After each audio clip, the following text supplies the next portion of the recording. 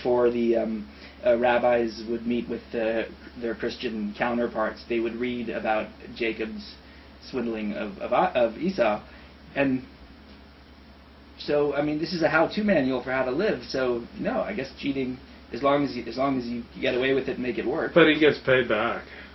I mean, well, but are we with Laban? With cheating? Laban, yeah. Do the rabbis teach that this was payment for his misdeed? Yeah. Oh, they do. That's pretty common. Yeah. Oh, okay. All right, we'll get on the rabbi. Okay, so it's like karma. Yeah. The matriarchs had trouble bearing children. The Art Scroll commentary says the sages taught that the matriarchs were barren because God desires the prayers of the righteous. So God made them barren so that they'd pray to Him. Do you buy that? No, well, if it's true, then God is, again, we're seeing a very selfish side of God, because this is the most earnest desires of these women's hearts, and He's like, yeah, but I just, I need you, baby. Like, I don't want you, like, going out doing your own thing. Like, I got needs. That's God. So I don't like that. I mean, do you buy it? I mean, do you buy that? Like, no, I don't. And, well, why do you think they were barren? I'm not really sure. But I don't think it's because God was desiring their Their prayers. Well, you'd hope not, right? Yeah. Yeah. I mean, I guess the reason I thought there's this idea of the reason I thought Rachel was barren until the end and Leah was so fertile was because of, again, this idea that just pure exertion, pure force, like which I associate with the beautiful features of the woman, that's not ultimately that fertile. The tenderness and kind of self-anchoring of Leah, which is what I got of her, that's where the true fertility is. So that's why has so many issue, and Rachel tends not to. Now, Josh in the chat room says, Joey, have some respect, put a yarmulke on. You know you'd respect a mosque if you'd walk into one, so why won't you respect your own religion? Well, I would do that as a show of respect for Luke. I'd be happy to put a yarmulke on.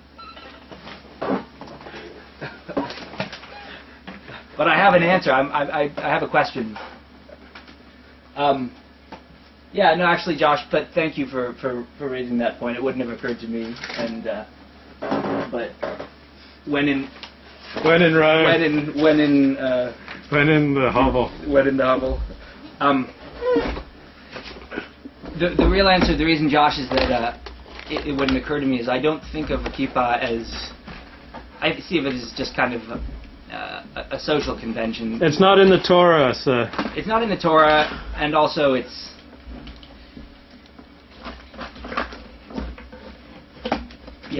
it's a public. It seems to be kind of a public thing, like a public demonstration of. But as penitence, instead of using hair clips to keep his yarmulke on, he's just going to stick these pins, pin them into my head, pins them into his head. That I'll be especially cognizant of Hashem's presence over me, and that He can prick me if I'm not fulfilling His desires. So put tzitzit on. I don't want him to sweat all over my tzitzit. No. It's bad enough, though. No, my blood pressure is down, so I'm not. My sweating should be alleviated. I think it's better. Yeah. No. You call that diaphoresis. Well, no, but anyway, false piety. If I made a show of false piety, that wouldn't be respect for religion. I would be pretending to be something that I'm not yet, right? God made him this way. Yeah. That's yeah. So take it up with Him. No, but thank you. Actually, I'm glad you mentioned that. So Rachel saw that she had not borne children to Jacob, so Rachel became envious of her sister. So ordinarily, according to the Art Scroll commentary, envy is not a commendable trait, but there are exceptions. Sages teach that envy of another's Torah achievements leads one to study more and results in an increase in knowledge. Here too, Rachel was certain that Leah had earned the privilege of having so many children because of her superior righteousness. Such envy is wholesome. What do you think? Do you think that Rachel It's certain that Leah had earned the privilege of having so many children because of her superior righteousness. Well, that's not normally how people work. Normally we come up with a story that works better for us.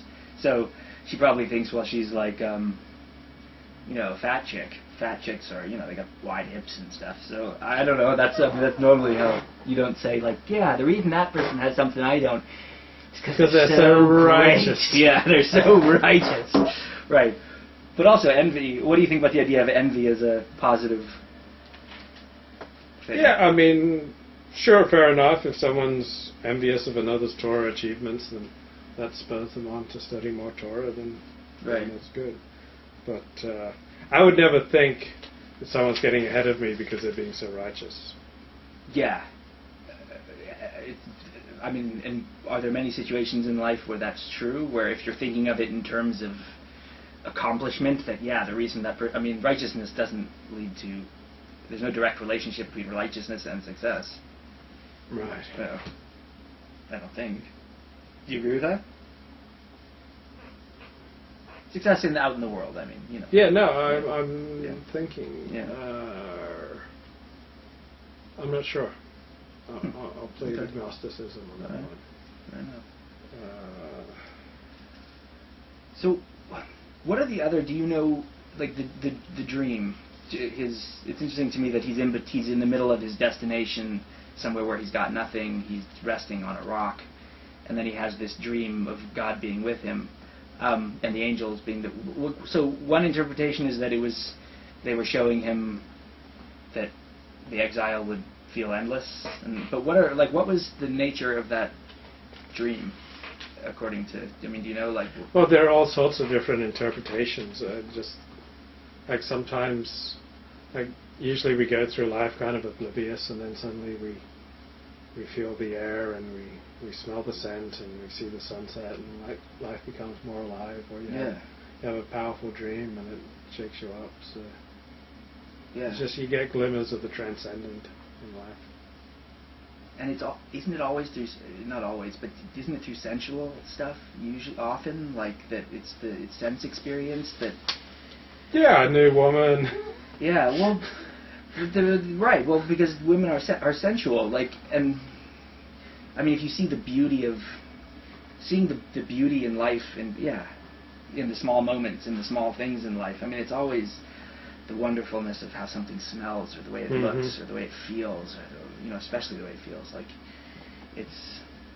And it's in moments where you're not... It's not so much when you walk into a synagogue where the air is stale. No. In anything... And people smell bad. That's a challenge. That's a challenge to hold, because it brings out the worst, worst in you, I think.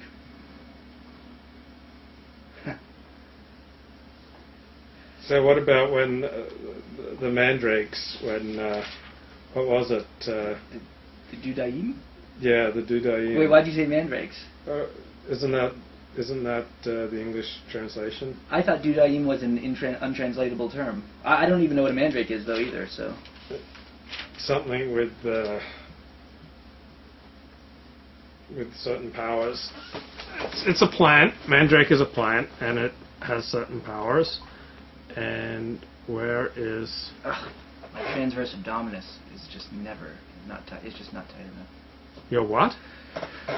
My transverse abdominis. What the hell is that? It's the muscle, the abdominal muscle that should be activated rather than the superficial ones. I'm saying that I'm making myself look fatter than I am. Okay, so mandrake.